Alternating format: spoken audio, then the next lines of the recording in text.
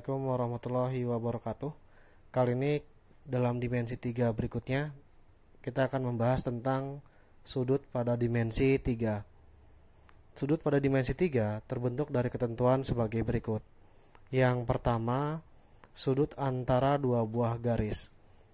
Sudut antara dua buah garis terbentuk ketika terdapat sebuah titik potong antara kedua garis tersebut. Maka titik potong kedua garis merupakan titik sudut yang terbentuk. Contoh pada gambar berikut, ada sebuah garis AB dan garis BC berpotongan di titik B. Maka di sini titik B tersebut merupakan titik sudut dari garis AB dengan garis BC. Nah, notasi sudut dinyatakan dengan bentuk segitiga tapi tidak terbentuk secara penuh. Gambarnya sudut ABC atau sudut CBA karena terbentuk di titik potong pada B. Kedua, sudut antara garis dan bidang. Sudut yang terbentuk antara garis dan bidang memiliki sebuah syarat, yaitu sebagai berikut. Yang pertama, tentukan titik potong garis dengan bidang. Langkah kedua, buatlah garis proyeksi dengan membuat garis tegak lurus terhadap bidang dari garis yang membentuk sudut pada bidang tersebut, sehingga menghasilkan titik proyeksi. Yang terakhir, hubungkan titik proyeksi tersebut dengan titik potong garis dengan bidang, sehingga membentuk sebuah garis. Dalam hal ini contohnya ada sebuah bidang ABCD, dia membentuk titik dengan garis di titik P. Nah, langkah pertama yaitu tentukan titik potong garis dengan bidang. Sudah kita beritahukan ya di titik P. Titik P di sini merupakan titik potong garis terhadap bidang ABCD. Langkah kedua, buatlah garis proyeksi dengan membuat garis tegak lurus terhadap bidang. Kita buat garis tegak lurus terhadap sebuah bidang. Dia akan nembus di sebuah titik pada bidang ABCD. Tapi dalam hal ini kita harus menarik garis sejajar dengan garis AB.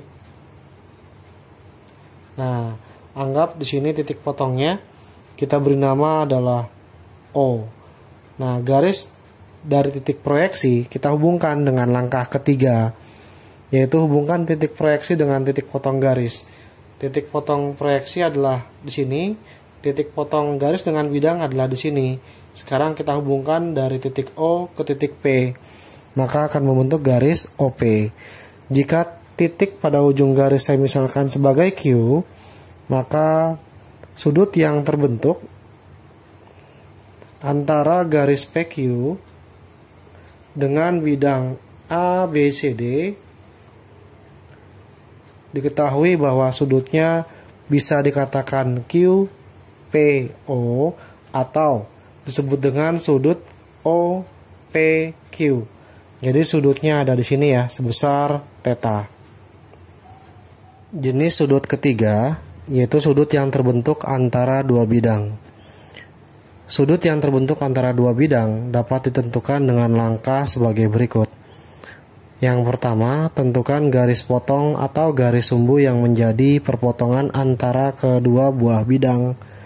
Lalu yang kedua, tarik garis yang tegak lurus pada bidang pertama dan tarik garis lurus pada bidang yang kedua hingga membentuk satu titik potong. Dan ingat ya, syaratnya titik potong harus terletak pada garis potong kedua bidang.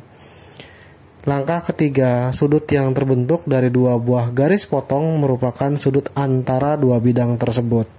Sebagai contoh, saya beri ada bidang ABC dengan bidang BCDE. Langkah pertama, tentukan garis potong atau garis sumbu yang menjadi perpotongan antara dua buah bidang. Dalam hal ini, garis BC merupakan garis potong kedua bidang antara bidang ABC dan bidang BCDE, terletak di garis BC. Langkah kedua, tarik garis yang tegak lurus. Nah, kita ambil bidang yang pertama ABC, kita buat tarik tegak lurus, membentuk siku-siku di titik misalkan P. Nah, titik potong ini kita tarik tegak lurus berikutnya pada bidang BCDE sehingga tegak lurus dengan garis DE. Misalkan titik potong pada DE adalah Q. Nah, sehingga titik potong P terletak pada garis potong BC yang merupakan perpotongan garis terletak pada bidang ABC dengan BC DE.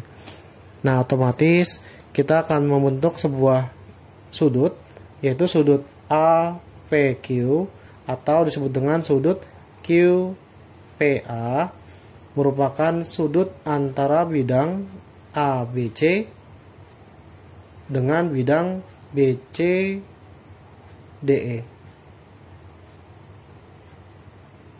Oke, itu konsep sebuah bidang dengan bidang yang membentuk sebuah garis potong di mana titik potong antara garis yang tegak lurus dengan garis tegak lurus bidang lainnya akan membentuk sebuah sudut.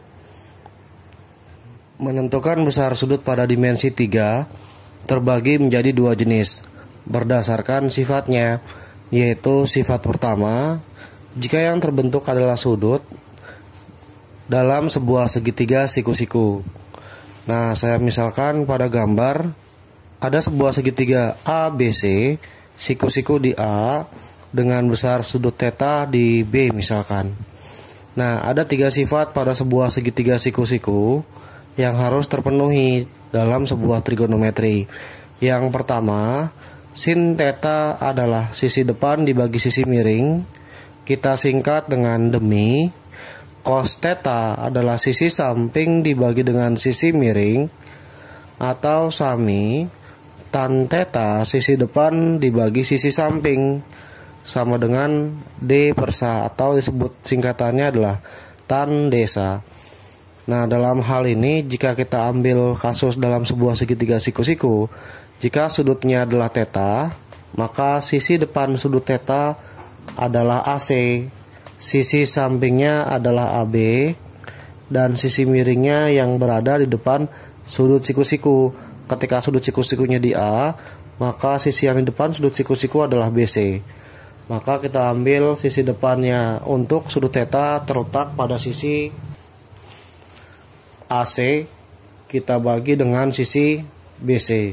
Untuk samping sudut tetanya adalah AB, kita bagi dengan sisi BC. Kemudian depannya adalah AC, kita bagi dengan sisi sampingnya adalah AB. Ini adalah 3 hal trigonometri sin theta, cos theta, dan tan theta yang hanya berlaku pada sebuah segitiga siku-siku. Yang kedua, untuk menentukan sudut pada dimensi 3, sifatnya adalah jika yang terbentuk adalah sudut dalam segitiga sembarang, maka berlaku beberapa ketentuan sebagai berikut. Saya gambarkan sebuah segitiga sembarang ABC. Ingat ya, dalam sebuah segitiga sembarang, panjang setiap sisi-sisinya dan besar setiap sudut-sudutnya merupakan besar dan panjang yang acak dan tidak ditentukan dengan pola tertentu dan memiliki sifat tertentu. Nah, ini sehingga semua sifat dari panjang, sisi, dan besar sudut besarnya adalah acak.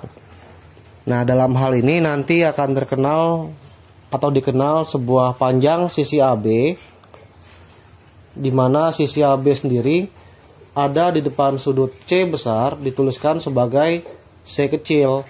Kemudian yang kedua, sisi AC di sini di depan sudut B besar dituliskan sebagai sisi B kecil. Kemudian yang ketiga, sisi dari BC sendiri adalah di depan sudut A besar dituliskan sebagai A kecil. Ini adalah istilah-istilah yang sering terdapat pada soal, di mana sisi C kecil adalah sisi AB, sisi B kecil adalah sisi AC, sisi A kecil adalah sisi BC. Nah, sehingga nanti akan terkenal istilah baru di mana sudut ABC, yaitu sudut yang terbentuk ABC, dia sudutnya ada di B, maka tertulis sebagai huruf B besar. Sudut dari ACB, kalau disebutkan ACB, dia terbentuk di titik C sehingga C besar. Sudut dari BAC adalah A besar. Nah, ini adalah istilah-istilah yang sering digunakan dalam menentukan panjang sisi dan besar sudut dalam sebuah segitiga, baik segitiga siku-siku dan segitiga sembarang. Dalam hal ini saya tuliskan di dalam segitiga sembarang karena berlaku sifat yang pertama, yaitu jika terdapat pasangan sisi dan sudut yang saling bersesuaian, maka berlaku aturan sinus. Aturan sinus di sini hanya satu sifat, yaitu A per sin A besar sama dengan B per sin B besar sama dengan C per sin C besar. Dalam hal ini A besar, B besar, C besar adalah sudut dalam sebuah segitiga. A kecil, B kecil, dan C kecil merupakan panjang setiap sisi-sisi segitiga. Jadi jangan sampai salah lihat ya, antara A kecil dan A besar. Kalau salah pengertian nanti bisa bahaya dalam mengerjakan soal. Lalu sifat yang kedua, yaitu jika tidak terdapat pasangan sisi dan sudut yang saling bersesuaian. Artinya pasangan sisi dan sudutnya tidak diberikan, pasti hanya sudutnya saja atau sisinya saja, berbeda dengan aturan sinus sebelumnya.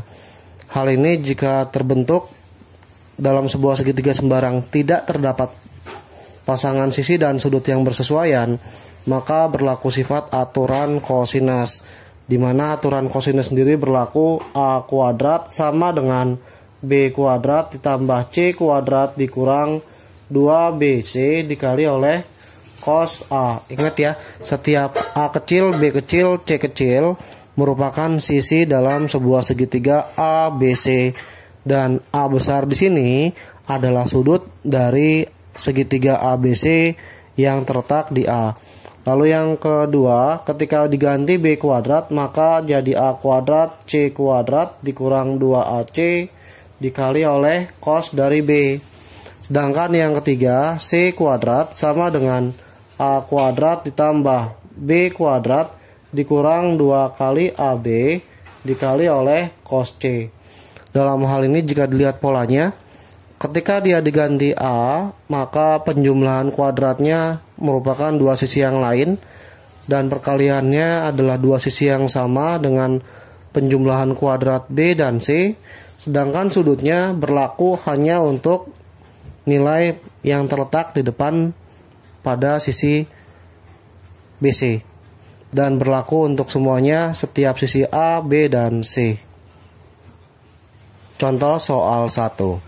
Sebuah kubus ABCDFGH dengan rusuk 6 cm. Sudut θ adalah sudut yang terbentuk antara bidang EDB dengan alas ABCD.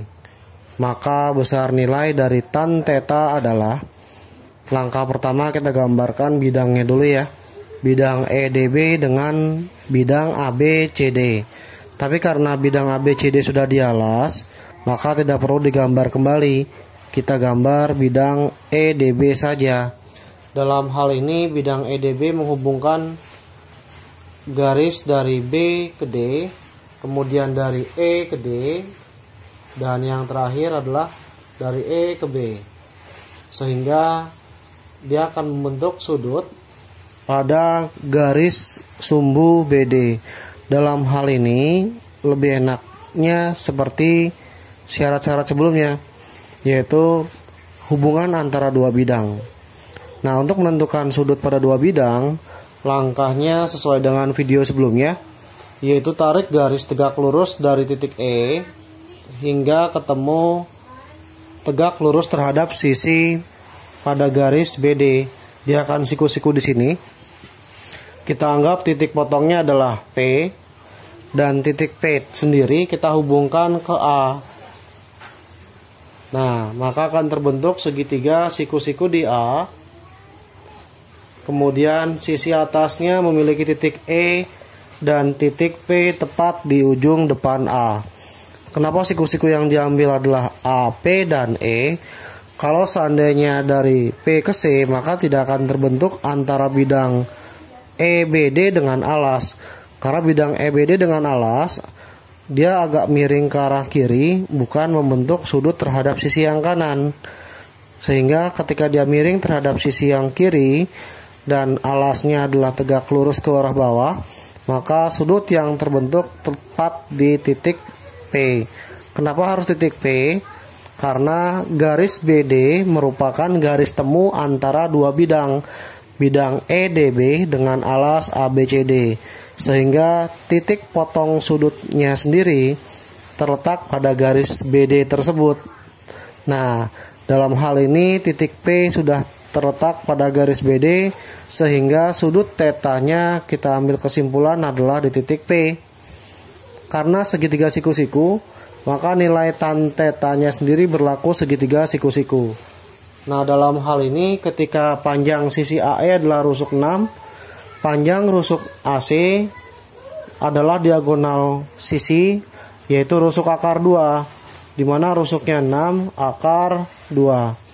Sehingga panjang sisi garis AP setengah dari garis AC, yaitu setengah dikali 6 akar 2, maka akan menghasilkan 3 kali akar 2. Kita letakkan sisi dari AP-nya 3 akar 2. Karena berlaku segitiga siku-siku, maka kita tentukan panjang EP kuadrat sama dengan AP kuadrat ditambah AE kuadrat, yang merupakan triple Pitagoras dengan menggunakan dalil Pitagoras.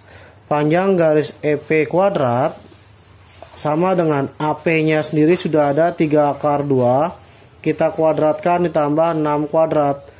EP pangkat 2, 3 kuadrat 9, akar 2 dikuadratkan 2, ditambah 36, 18 ditambah 36, panjang EP-nya sendiri, kuadrat pindah ruas menjadi akar, jumlah 18 dengan 36 adalah 54, diperoleh akar 9 kali 6 atau 3 akar 6.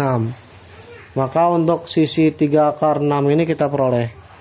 Nah, kenapa saya suruh cari sepanjang sisi garis miring EP? Nanti suatu saat ditentukan nilai sin dan cos, maka harus menggunakan sisi miring. Karena yang dicari nilai tan theta, sebenarnya tidak perlu untuk mencari garis EP. Tapi kita gunakan saat nanti mencari nilai sin ataupun nilai cos dari sudut yang terbentuk. Tan sendiri sifatnya sesuai dengan sifat sudut siku-siku. Dia adalah sisi depan kita bagi dengan sisi samping. Nah, kalau sudah sisi depan sudut tetanya adalah sisi AE, kita bagi dengan sisi sampingnya adalah AP. Dalam hal ini tan theta sama dengan sisi AP-nya 6, sisi AP-nya 3 akar 2, kemudian sisi AE-nya adalah 6.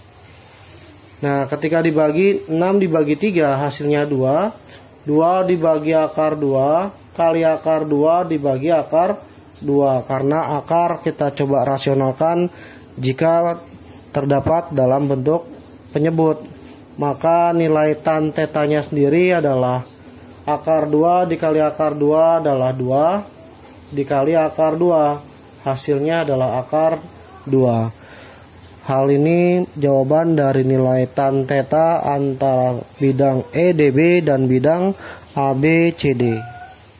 Contoh soal 2. Sebuah kubus ABCDFG dengan rusuk 6 cm, di mana theta adalah sudut yang terbentuk antara garis AG kita gambar dulu, dengan bidang BDG kita gambar dulu. Nah, kurang lebih seperti ini. Adalah sebesar theta, maka nilai cos tetanya berapa? Nah, dalam hal ini titik potongnya adalah G, maka sudut tetanya pasti terletak di G. Kita buat garis tegak lurus untuk membantunya terhadap garis BD. Nah, dia akan siku-siku di garis BD. Kita anggap titik P di sini, kemudian kita hubungkan ke titik A sehingga membentuk garis AP. Nah, garis AP dan garis PG serta garis AG membentuk sebuah segitiga, di mana segitiganya kita keluarkan dulu.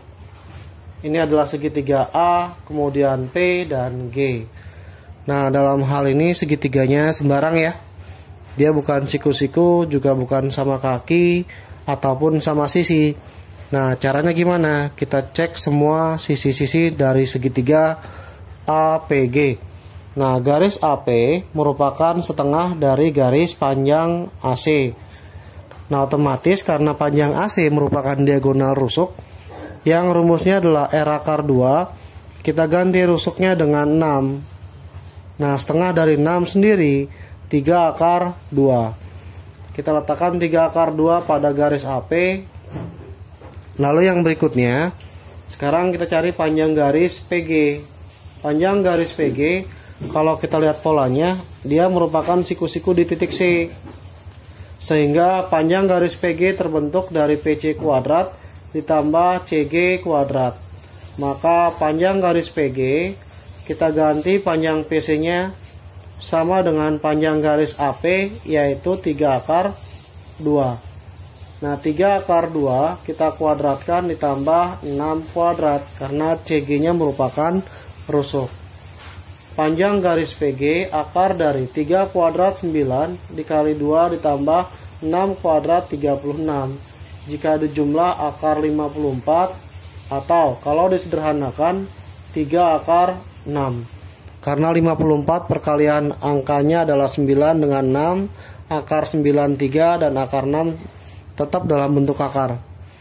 Nah, diperoleh panjang PG kita letakkan 3 akar 6. Sekarang panjang garis AG. Panjang garis AG merupakan diagonal ruang. Sifatnya adalah R akar 3.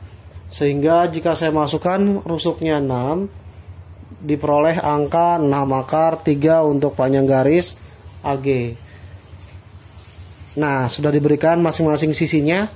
Karena garis AG di depan sudut P besar, maka kita tuliskan sebagai P kecil. Panjang garis PG di depan sudut A besar, A kecil, dan sisanya adalah G kecil. Karena theta terbentuk di antara garis AG dengan bidang BDG yang diwakili oleh garis PG bertemu di titik G, maka tetanya terletak di sudut G pada segitiga APG. Kita gunakan aturan kosinus ya. Diperoleh G kuadrat sama dengan P kuadrat ditambah A kuadrat, kita kurangi 2P kali A dikali dengan cos theta. G-nya sendiri sudah ada sebesar 3 akar 2 dikuadratkan. Nilai P-nya sendiri sudah ada 6 akar 6 akar 3 dikuadratkan ditambah 3 akar 6 kita kuadratkan dikurang 2 kali 6 akar 3 dikali 3 akar 6 dikali oleh cos theta. Nah, kalau sudah, sekarang kita hitung. 3 akar 2 dikuadratkan dapat 9 kali 2, 6 dikuadratkan 36 dikali akar 3 dikuadratkan 3, ditambah 3 kuadrat adalah 9, akar 6 dikuadratkan adalah 6, 2 kali 6 12 kali 3 diperoleh 36, akar dari 3 kali akar 6, nanti akar 18 dapatnya, dikali cos theta. Mungkin kalau dalam rumus cos theta ini kita anggap cos G dulu ya, gitu ya. Nah, kalau udah 9 kali 2 dapat 18, 36 kali 3 dapat 108, 9 kali 6 dapat 54 dikurang 36, akar 18 adalah 3 akar 2 dikali dengan cos theta. Karena akar 18 sendiri perkalian dari akar 9 dan 2.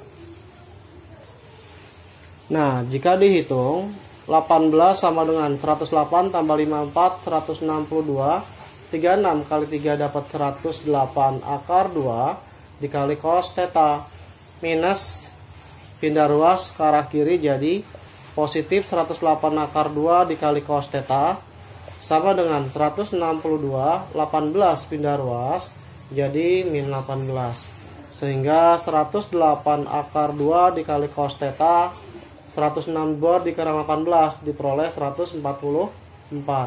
Nilai cos theta-nya sendiri 144 dibagi 108 akar 2. Karena penyebut tidak boleh memiliki bentuk akar, bukan tidak boleh, hanya kita rasionalkan saja, kita kali akar 2 dengan akar 2. Maka nilai cos tetanya sendiri 144. Akar 2 kita bagi 108 dikali akar 2 kali akar 2 adalah 2. Kita bagi 36, 144 dibagi 36 adalah 4, 108 dibagi 36 adalah 3. Nanti dibentuk sederhananya 4 per 3 kali 2, 6 akar 2. Atau nilai cos tetanya kita sederhanakan sama-sama bagi 2, 2 per 3 akar 2. Ini adalah jawaban nilai cos theta untuk nomor contoh soal kedua.